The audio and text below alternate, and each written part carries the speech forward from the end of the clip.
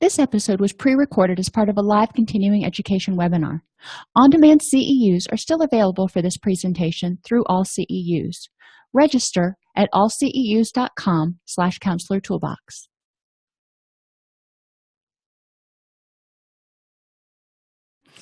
Hi, everybody. I'm Dr. Donna-Lee Snipes, and today we're going to be talking about building resilience in children. And one of the things that I really want to emphasize, or I really want you to think about, even if you don't work with kids, you can help build resilience in children. The way you do that is by encouraging parents that you're working with to take some of these activities home and share them with their family. Encourage them to take mindfulness activities home and do the mindfulness activities at the dinner table in order to encourage everybody in the family to learn how to be mindful. Give people the distress tolerance worksheet, the accepts handout that is actually in your classroom, and encourage them as a family to go through and identify different activities they can do when they're feeling distressed, different ways they can contribute when they're feeling distressed, different things that they can do that help them feel the opposite emotion. You see where I'm going here. But if they make that up as a family, then they have this conglomeration or collage of different ideas and things that they can do when they're feeling distressed, and then they place that in a prominent place in the house. It may not be in the living room, because not everybody wants that in the living room. The front of the refrigerator is one of the best places that I find, especially if you've got kids. Even if they're teenagers, they're always in the refrigerator. So think about that as we go through. What types of activities can you give parents in order to help them become more resilient, so they're modeling resilience, but they're also teaching these skills to their children? We are going to define resilience. We'll explore the characteristics of resilient people. And I show my age here when I have a Weeble Wobble. I used to love Weeble Wobbles when I was a kid. Weeble Wobbles will wobble, but they won't fall down. They're kind of the epitome of resilience. So think about that when you're thinking about what's going on. We're going to identify how to help people become more resilient and highlight activities which can help people deal with unpleasant events when they happen, because sometimes bad things happen. Sometimes we're going to hurt, and this is when we get to that whole concept of living in the and, living a rich and meaningful life, and knowing that we can experience distress sometimes. The art of resilience. Resilience is a process or lifestyle that enables people to bounce back in the face of adversity. It's a dynamic process encompassing positive adaptation within the context of significant adversity. So what does that all mean? It means that resilience isn't just a set of skills that you have that you necessarily pull out. It's knowing what you need, being aware of what your needs are, and being able to attend to that. Because every time you experience distress, you're not necessarily going to need the same exact thing. If you have a death in the family, you may feel devastated and you may need to do certain things in order to cope with that. If you lose your job or break up with your spouse or get in an accident and experience some sort of permanent disability, those are all different losses or problems that you could experience, and each one of them may require slightly different tools and coping skills. Resilience develops over time as people are exposed to and successfully navigate stressors. One of the ways we can help children develop resilience is by allowing them to try and sometimes fail. And the key is here, sometimes. We want children to try. We want them to step outside their comfort zone and experience life. We want them to go through those Ericksonian stages of industry and whatever the other ones are. Can't think of them off the top of my head. But we want children to develop self-esteem and explore their environment, figure out what they're good at. That's wonderful, but they're not going to be good at everything. It's just the way life is. By being good, stable, parents with a good attachment to our children, we are that secure home base that they can return to. They can try. We can encourage them. If they want to try out for the football team, great. I will encourage you to do that. I may think in the back of my head, you might not make it. And if the person doesn't make it, then okay. I will still be there as your parent or guardian to encourage you and help you reflect on all the other things that you're good at. Sometimes you're going to fail. Children need to learn to deal with adversity, so when they experience it, they don't feel completely devastated and powerless. I want you to reflect on, and this may get a little dicey for a second, I want you to reflect on the political scenario right now. There are some people, for example, when Trump got elected, who were completely devastated and they didn't know how to go on. They couldn't even think about, okay, now what can I do in this situation? What parts do I have control over? Yes, may not be able to get him out of office if that's what you wanted. However, you can become active on campaigns for other Democratic people to help them take back the House or the Senate at that point, and eventually take back the White House. That is something you can do. Recognizing what people recognizing what they can do is part of resilience. Resilience means looking and going, okay, that knocked me down, but I can get back up and I can still have a good life. I can still affect my little part of the universe. There are some things we're not going to be able to change. And we also need to help everybody, children and adults, figure out how to deal with that. It is important, though, that children start learning how to deal with adversity from the time they're knee-high to a grasshopper. When they don't start learning that until high school or college, then it's harder for them to deal with it. If they've always succeeded and always won and always gotten their own way, it's more difficult for them to accept adversity. Not impossible, but it's much more ingrained in their brain that they're supposed to be able to succeed at everything. The central principles of resiliency theory include recognizing risk factors and vulnerabilities. All of us have unique characteristics and situations and environments that can be risk factors and vulnerabilities. We also all have protective factors and mechanisms. Recognizing those, we want to mitigate the risk factors as much as possible, and we want to enhance the protective factors.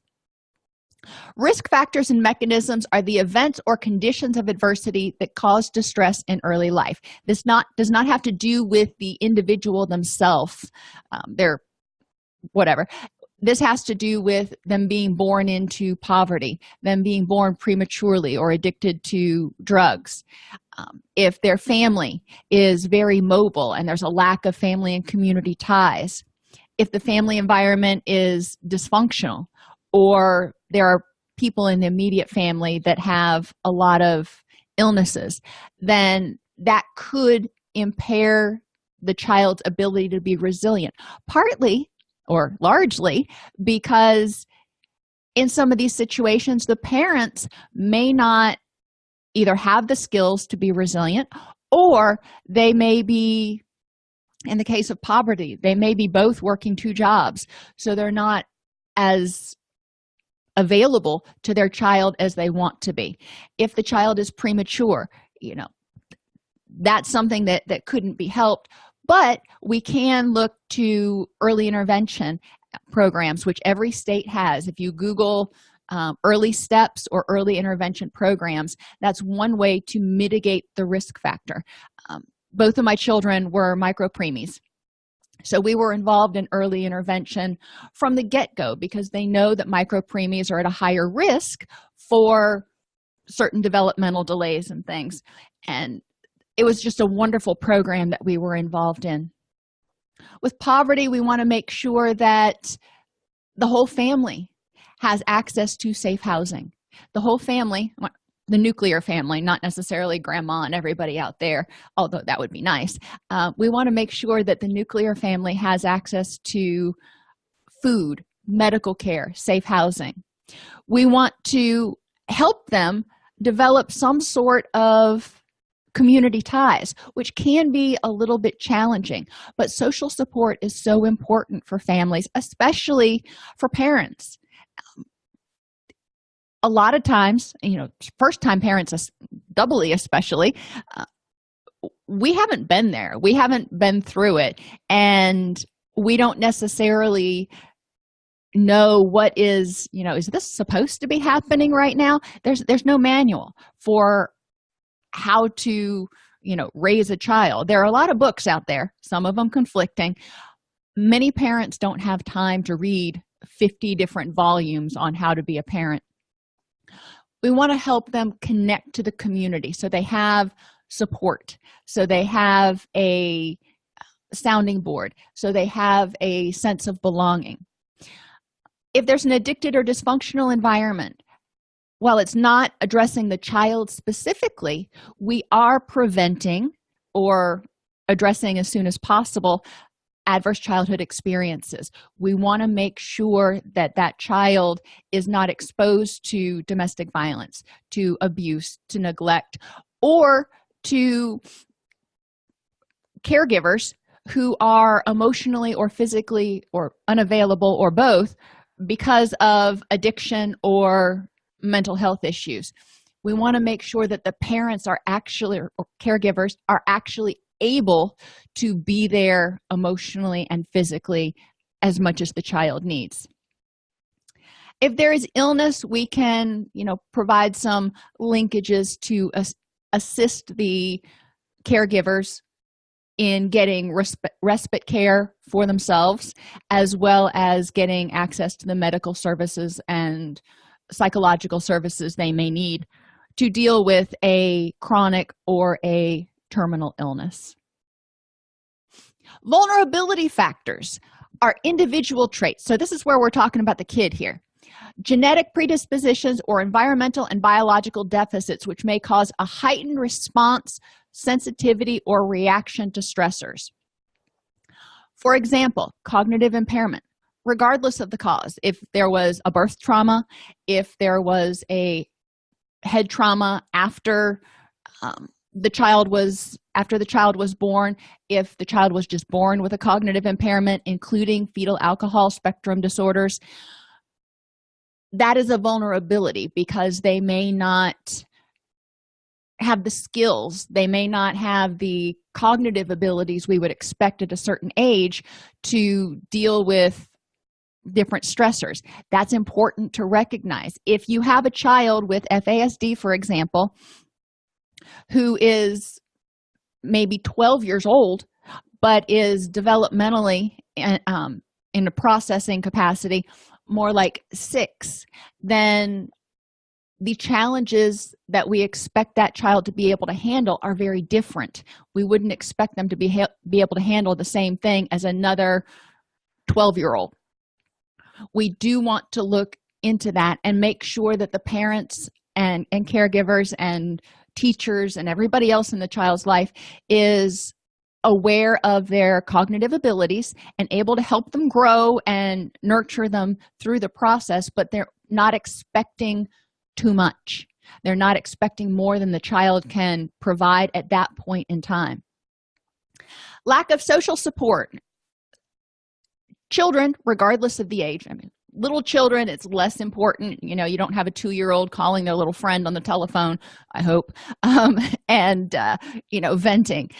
You do, however, in older children, when we're talking about middle schoolers, high schoolers, they need social support. They need support from their peers.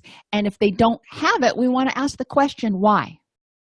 Why don't they have social support? Do they not have the social skills to develop relationships and communicate effectively? Or do they have something else going on? Trauma, depression, anxiety. What is preventing them or from wanting or preventing them from making, if they already want them, relationships with their peers? We do want to consider those and provide interventions because social support is one of our greatest buffers. Think about when you were in high school. if something went wrong, you probably called your best friend on the telephone and told them what was going on, or you had an ally at school who could have your back if you felt like things were getting dicey with somebody else. You know how it goes. Schools can be very cliquey, but social supports are important. Emotional dysregulation in children, we see the tantrums. Children are tired or whatever, and they will throw a tantrum. That's not developmentally inappropriate. We do want children to learn how to manage their emotions when they feel unpleasant feelings, so they don't become completely dysregulated. With older children, as they start getting into school age, when they become stressed, anxious, any of those dysphoric emotions, we want to help them recognize what's causing that early and recognize the early signs of distress and figure out how to deal with it. So we want to teach them mindfulness from the time they're little. And mindfulness activities with little kids are actually really fun because you don't have to get into all this, psychological stuff. You say, okay, tell me, what are 5 things that you see right now? What are 4 things that you hear? 3 things that you smell? Go through that. Encourage them to get grounded.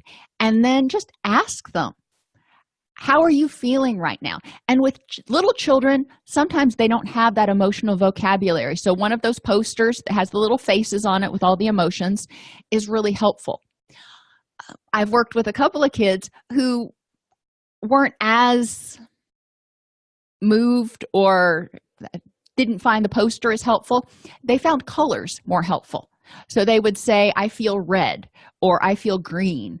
And then we started talking about what red or green meant in terms of feelings.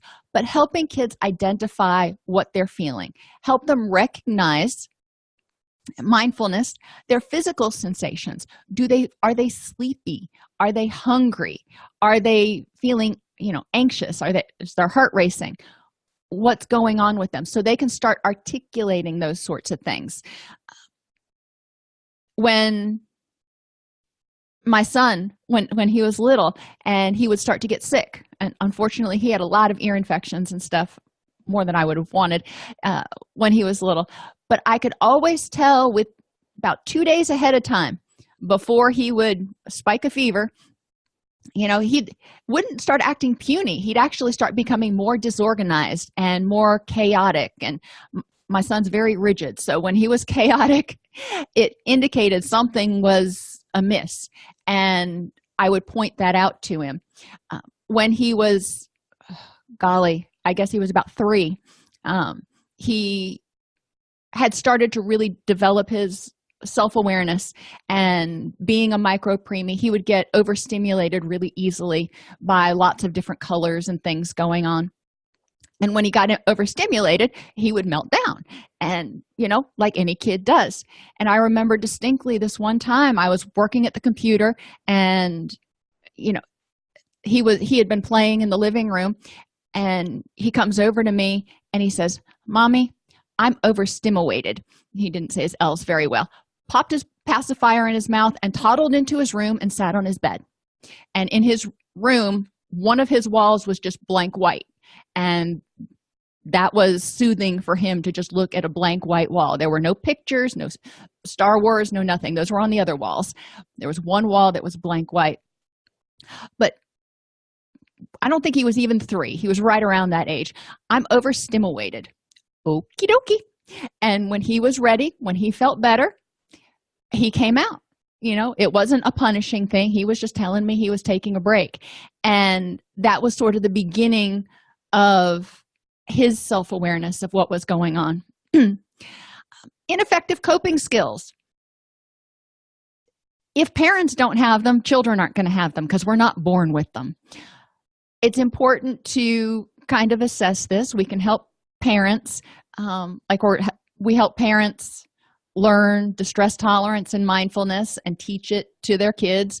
And we can teach distress tolerance and mindfulness to children if they're our clients. We can also teach coping skills to parents and or to children. And I find that when I work with children, it's helpful to work with the child and say, okay, explain distress tolerance. We go through the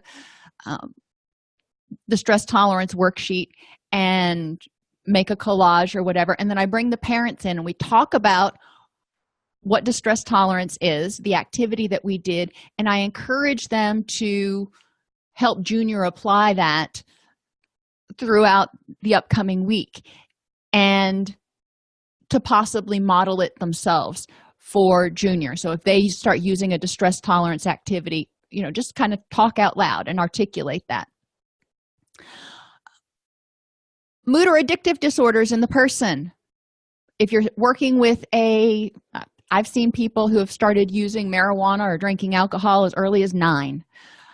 If you see substance use in a underage person, or if you see evidence of a mood disorder in the person, screening and early intervention is so important. It's so much more difficult to deal with life on life's terms when you're already depressed or anxious. And we talk about it as, starting 25 yards back from where you're supposed to be. Everybody else is at the 50-yard line and you're 25 yards back.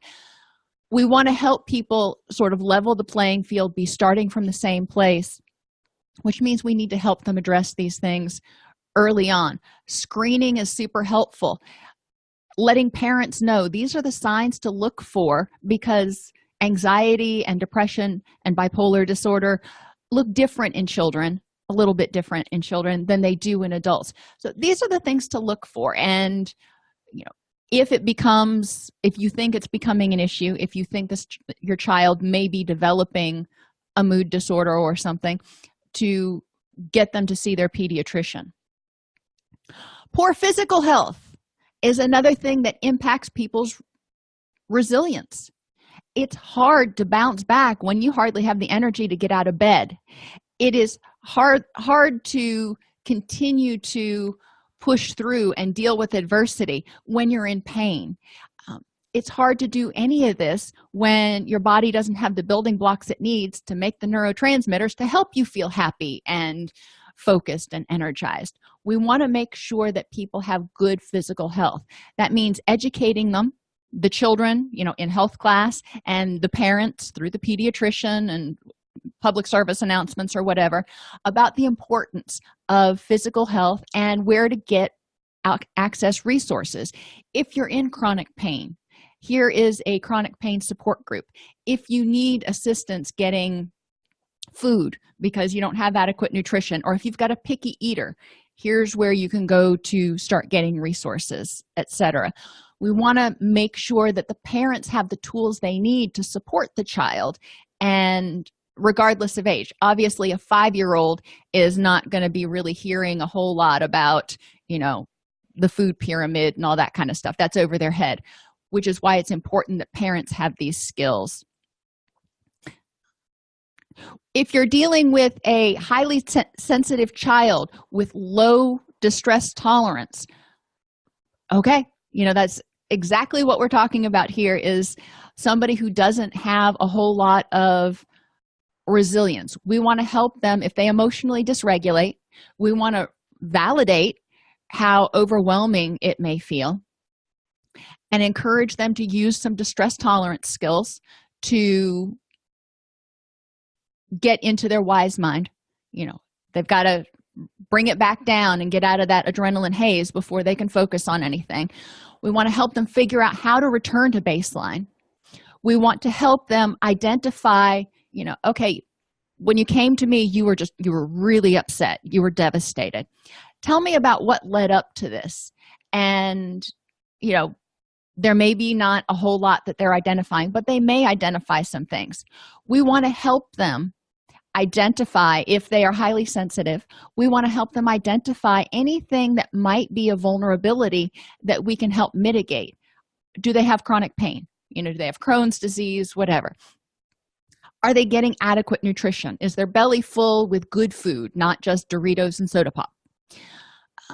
With teenagers especially, there ain't nothing we can do about the hormones except for recognize that, teenagers and maybe even a little bit younger are going to have some pretty significant hormone fluctuations in there. One of the big things I find with youth, and I use that term kind of broadly, is they don't get enough sleep. Children under the age of 18 should be getting at least 18 hours, or not 18, sorry, at least 10 hours of sleep every night. And that just doesn't happen. You know, I know my children don't get 10 hours of sleep. I really want them to, but I'm really happy between 8 and 9 hours if we can get that. Why is this important? Because developmentally, their body still needs that much sleep in order for them to be optimally rested and able to concentrate and deal with life on life's terms. With a lot of youth, it's important to help them evaluate their sleep hygiene and develop a sleep routine. I have videos on the AllCEUs YouTube channel about sleep, so we're not going to go into that a whole lot right now. But that is one area where we can intervene. And, I've done that with both of my kids to get their circadian rhythms synced for themselves so they have a stable circadian rhythm. And, my daughter actually asked one of her friends the other day, because her friend was complaining about being overwhelmed and exhausted. And her first question was, well, are your circadian rhythms stable? And her friend just kind of looked at her like, what? But she went on to explain it. Protective factors. We've talked about mitigating these risk factors that might exist, but we want to enhance the protective factors. There are 4 ways that protective factors help.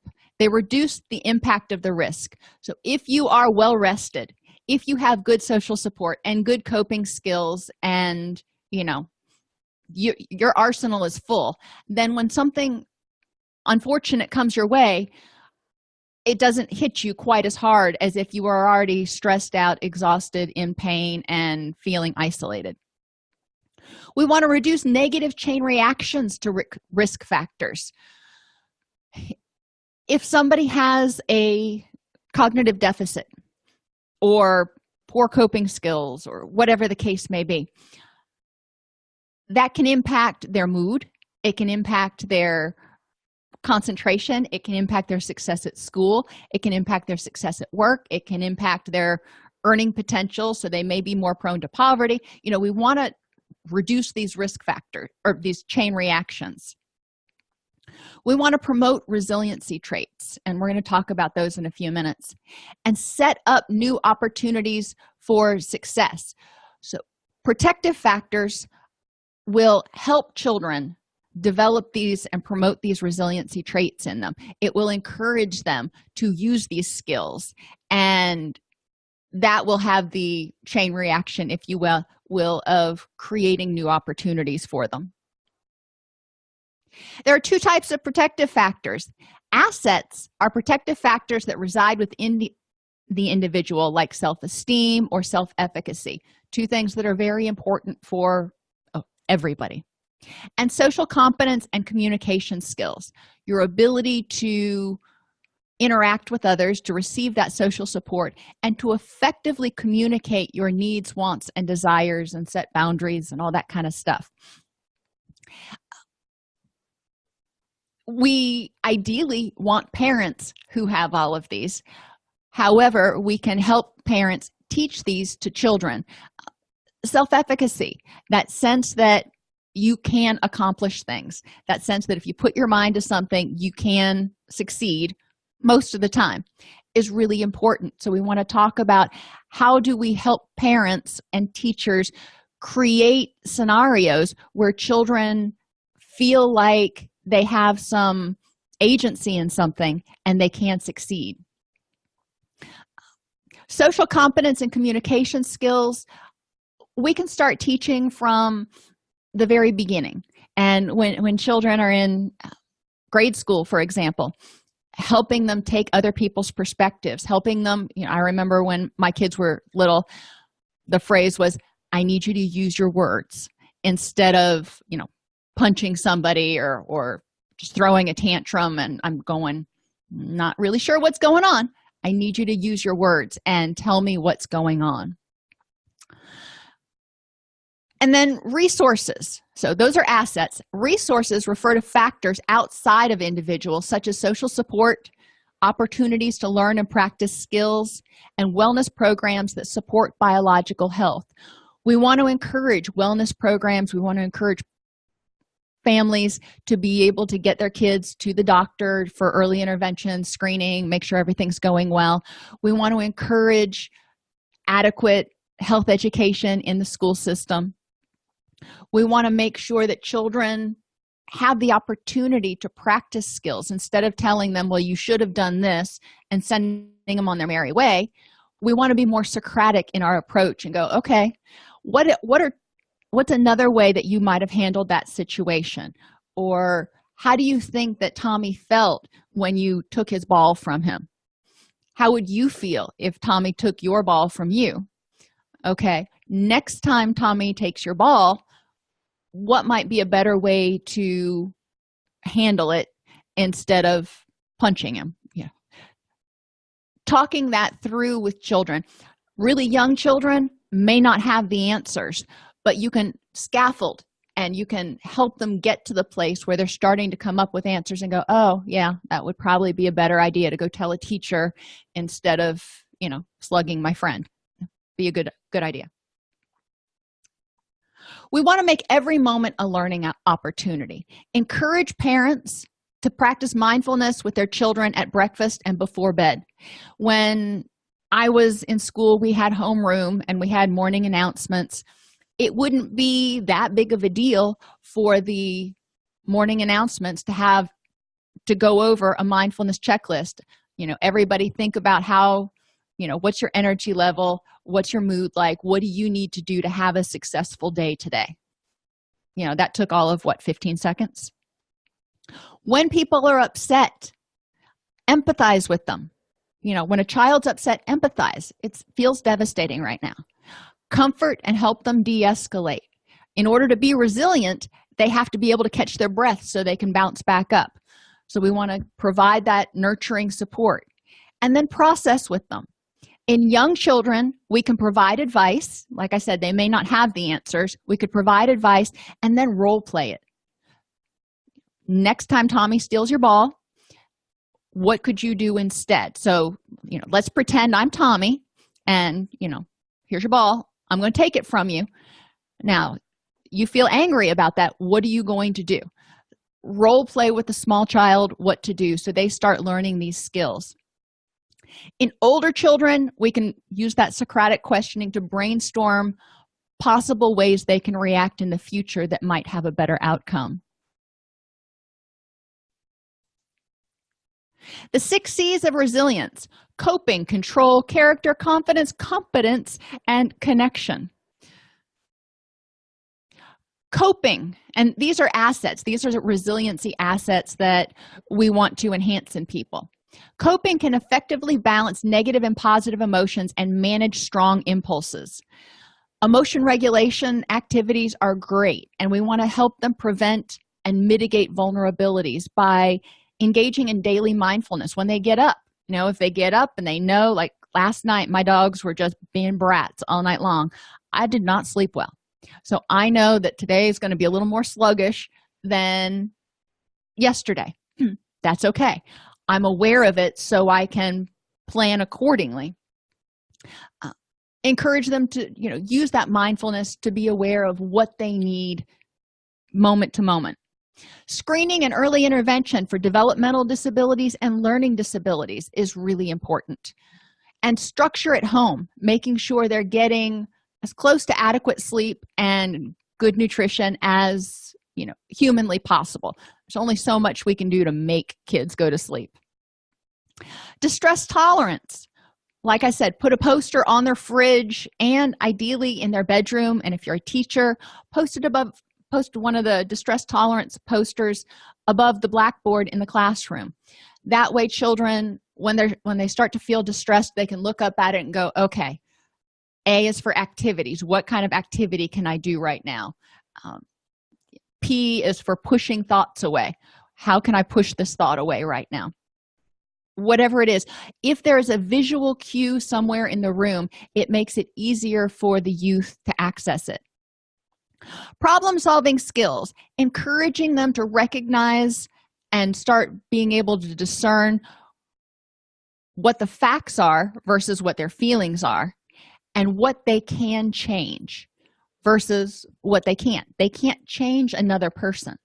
They can't make somebody do something. Well, generally, you can't make somebody do something. It's important for them to recognize that they have the ability to change their reaction and their behaviors in a situation, but they can't necessarily change another person's. We also want them to remain aware of resources. In the case of youth, what resources do you have when you are at school? You have the school resource officer, you have teachers, you have them list people that they can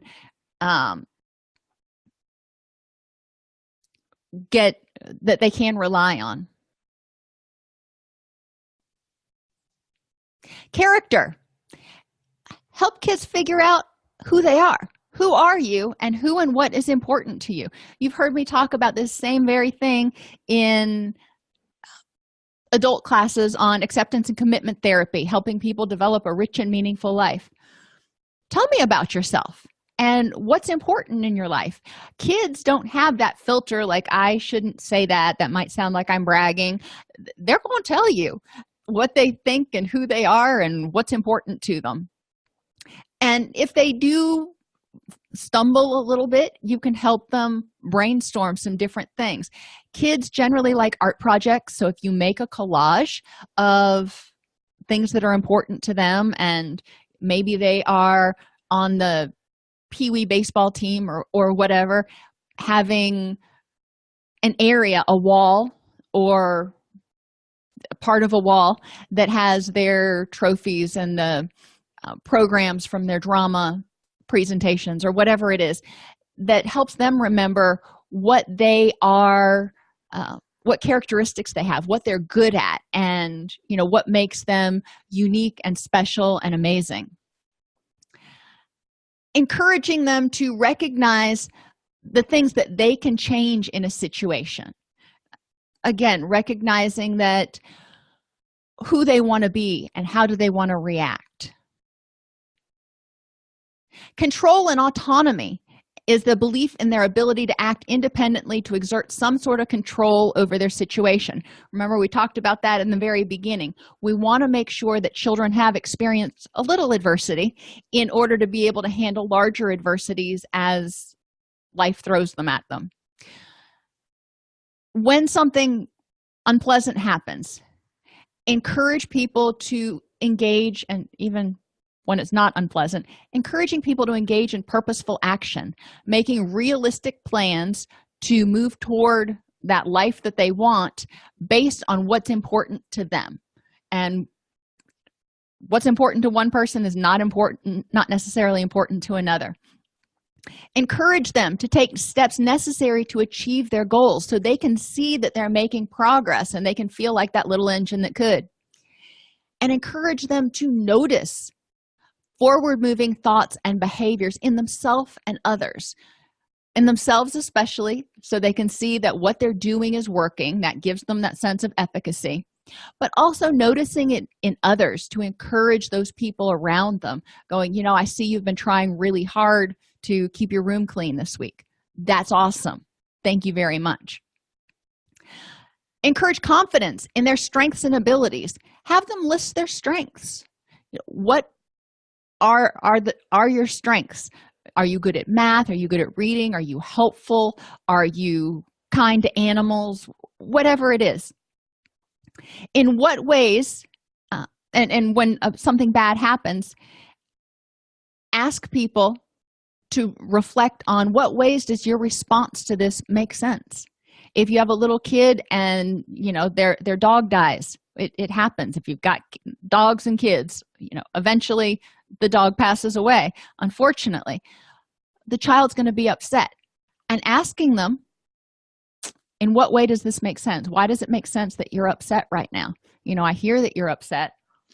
Recognizing their compassion as a strength and then building on that by asking them, okay, when you've been sad before, what's helped you feel better? How did you get through similar situations? If it has to do with something at school, we might also ask them about what helpful or self-defeating thoughts are you telling yourself right now. Obviously, we want to enhance the helpful thoughts and get rid of the self-defeating thoughts.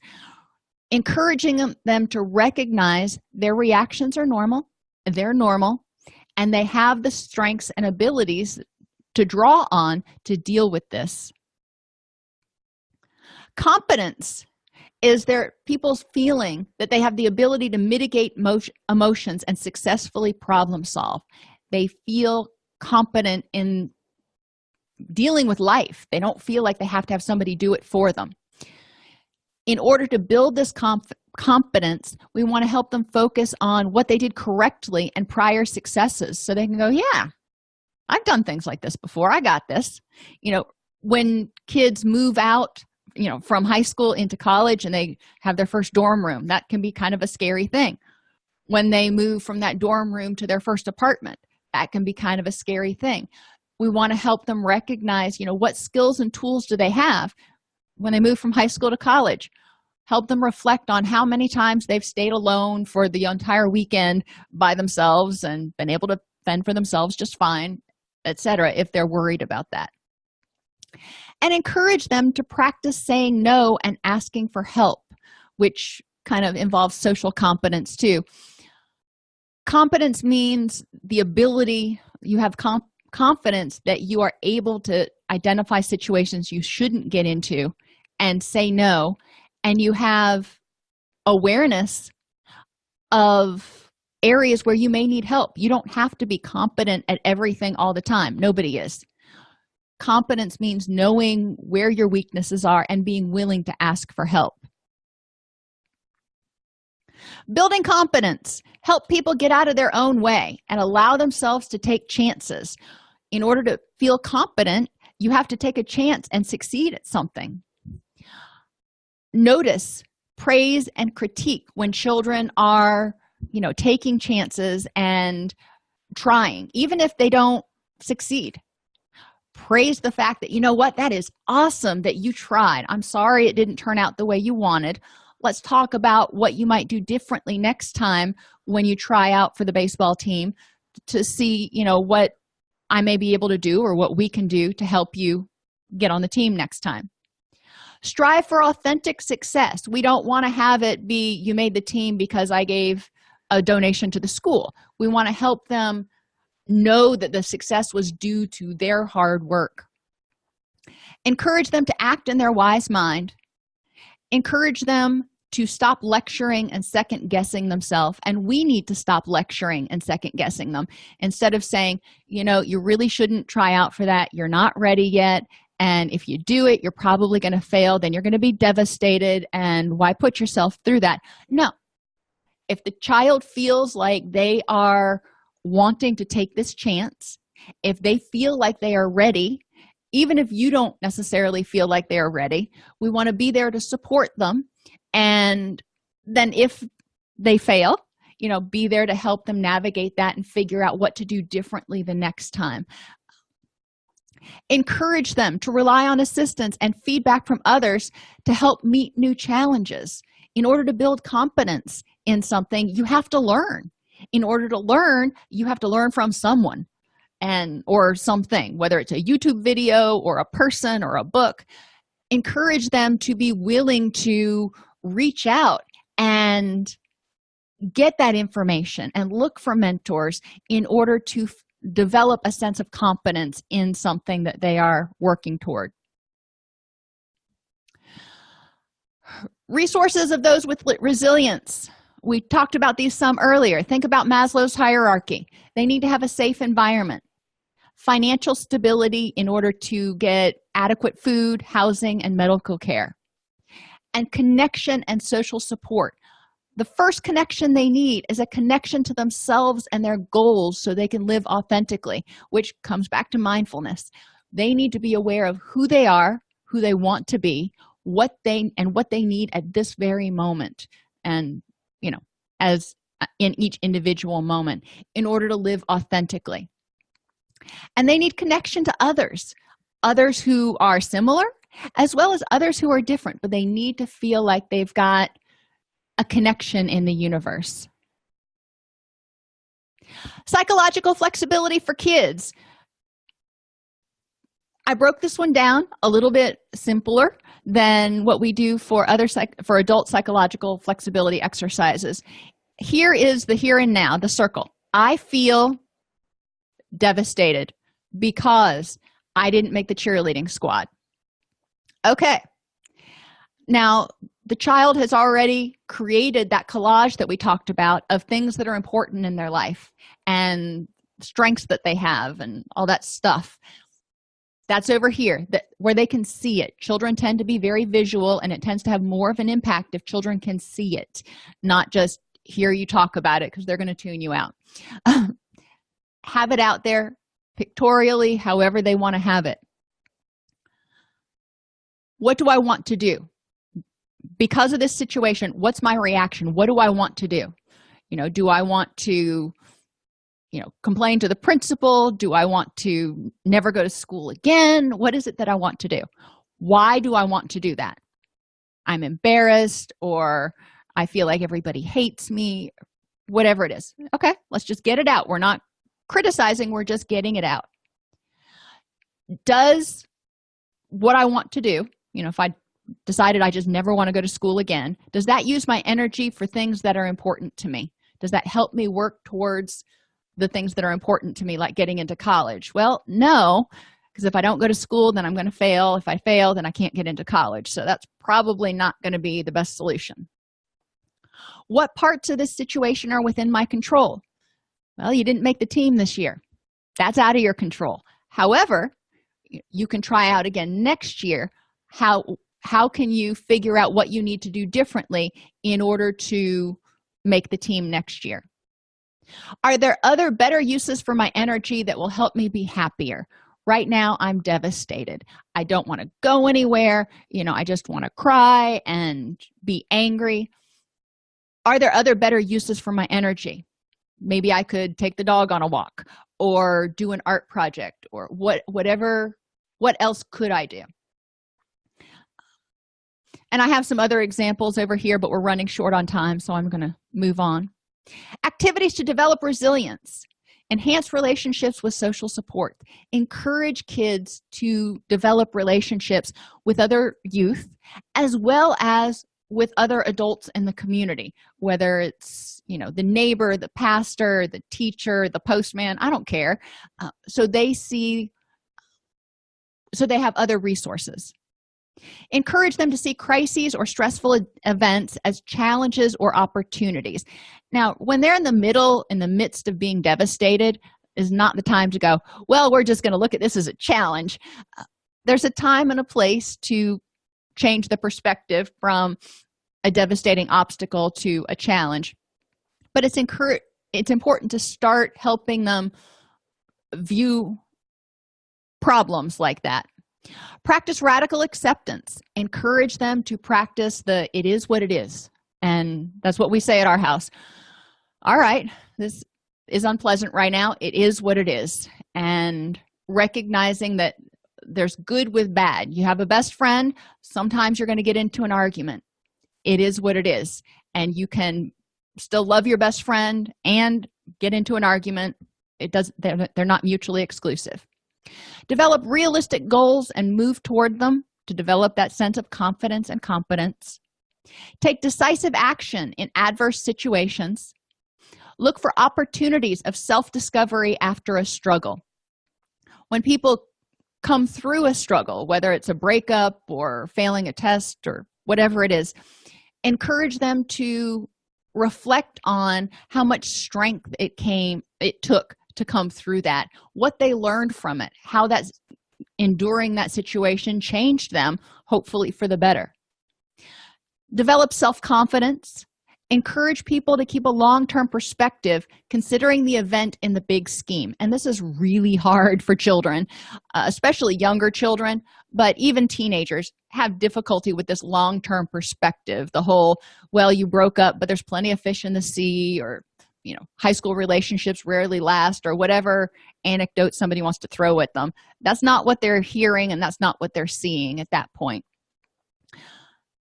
Encourage them, when they're in their wise mind, to think in a more long-term perspective, at least temporarily, about what's life going to look like in 2 years. How do you think this will matter in 2 years? Encourage them to maintain a hopeful outlook, even if it's not about that particular thing, that about life in general. Encourage them to care for their mind and body, and encourage them to eliminate drains on their energy reserves. We want them to stay inflated. Hardiness means commitment, control, and challenge, helping people and youth recognize that there are a lot of things in their life that are important to them. And at any one point in time, not every single one of them may be going perfectly. That's okay.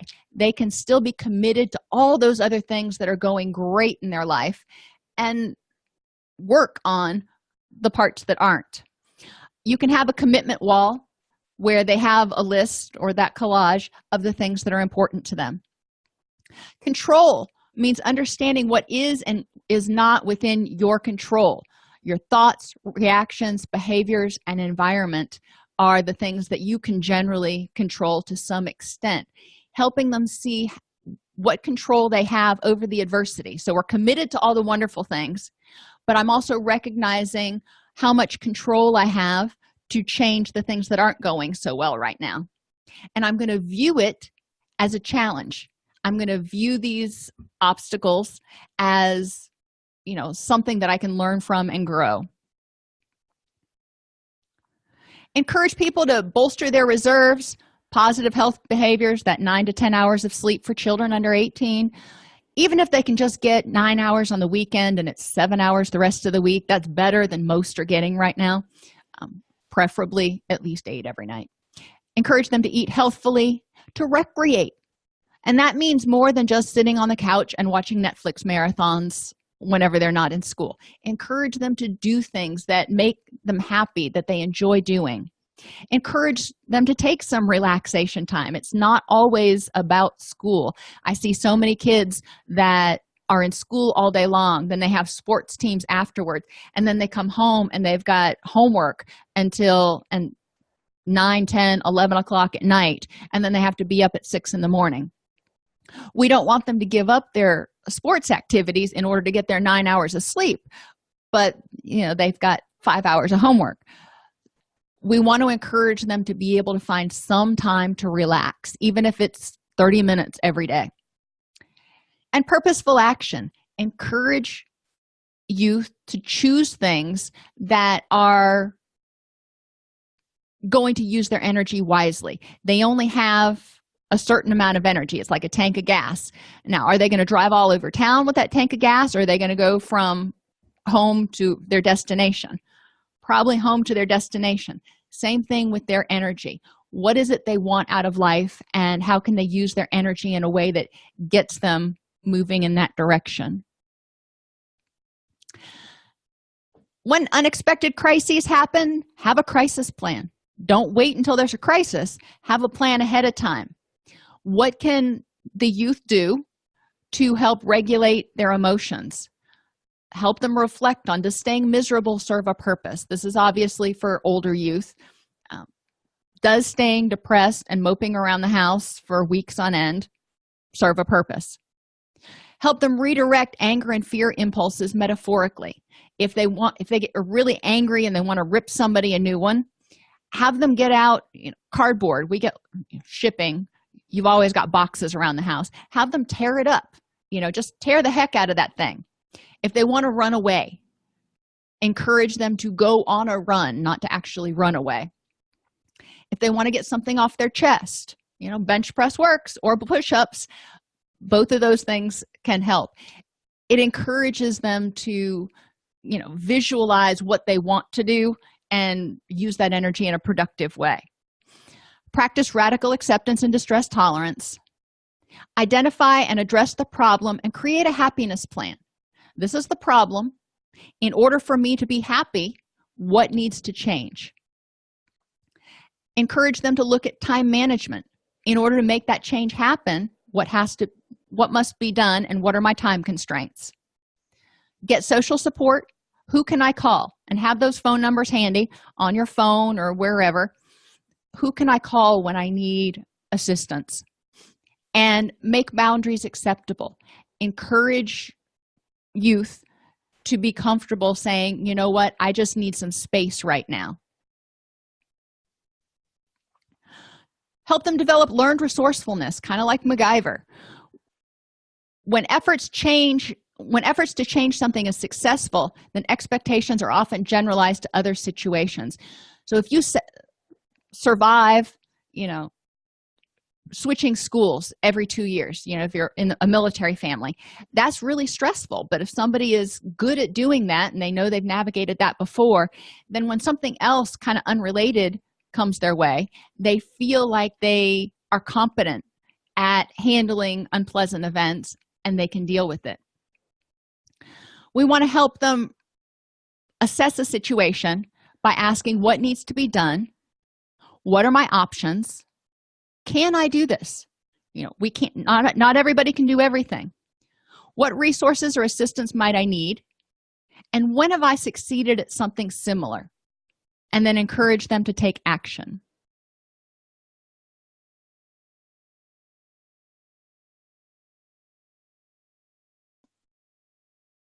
Self-efficacy. Encourage them to focus on previous successes. Have them keep a success scrapbook. Encourage them to see others who are similar and who have succeeded. For example, Michael Jordan was cut from his high school varsity squad. Nobody would hire Walt Disney, and his first company went bankrupt. Steven Spielberg was rejected from the University of Southern California's film school twice, and then later, when he became famous, he got an honorary degree.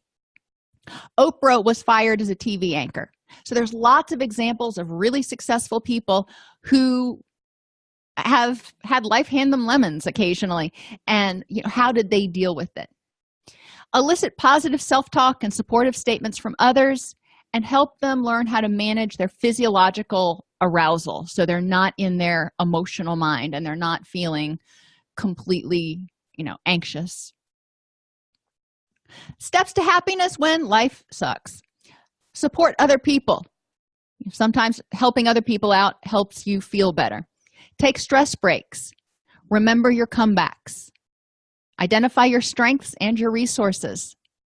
Take care of yourself physically. Practice radical acceptance and recognize that every moment is a new beginning. So I may feel awful right now, but now's a new moment. So every moment is a new beginning. You don't have to wait until you wake up tomorrow to start over again. Take a deep breath and go, okay, let's have a new beginning. View adversity as an opportunity for growth. Practice optimism and focus on small positive changes. Focus on what you can control by changing the situation causing the distress, controlling the meaning of the situation to you. What does this mean? It means my life is over. Okay, does that really mean, is that really what it means? So look at altering your perception of the severity, importance, or your personal responsibility, because sometimes it's not you, it's somebody else. And encourage people to learn how to control their stress response. They can by using deep breathing, relaxation exercises, exercise itself, or verbal or written modes of expressing their feelings. So resilience is the learned art of bouncing back in the face of adversity. Early risk and vulnerability factors may have prevented clients from developing necessary protective skills and resources. We can help them develop those. If you're working with a child who was premature or has developmental delays or was put in foster care, those are some early adversities. It doesn't mean that they can't overcome those. Programs aimed at preventing risk factors or mitigating their impact help build resilience. Encourage youth to develop resilience within themselves by at least once a day asking themselves, what did I do well today? One question that comes in is,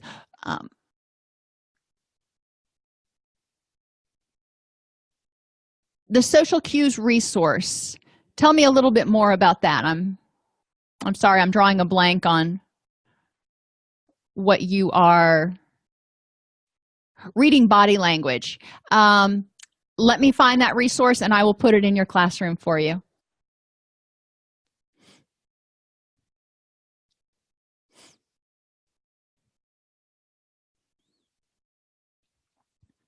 All right, are there any other questions? Okay, everybody, have an amazing day, and I will see you on Thursday, and we will be talking about something similar with kids. Sorry.